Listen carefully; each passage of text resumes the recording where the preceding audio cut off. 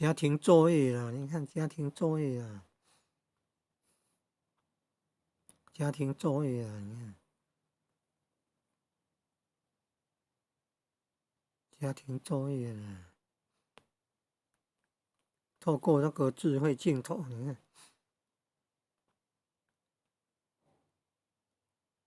还是先在那个先在网荧幕上截图，荧幕截图这样，然后点那个智慧镜头出来，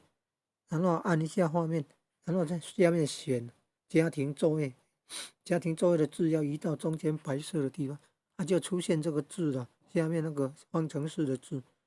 然后你看复制文字了，或者是复制到电脑了，或者是编辑方程式了。哦，还可以编辑方程式诶，好厉害！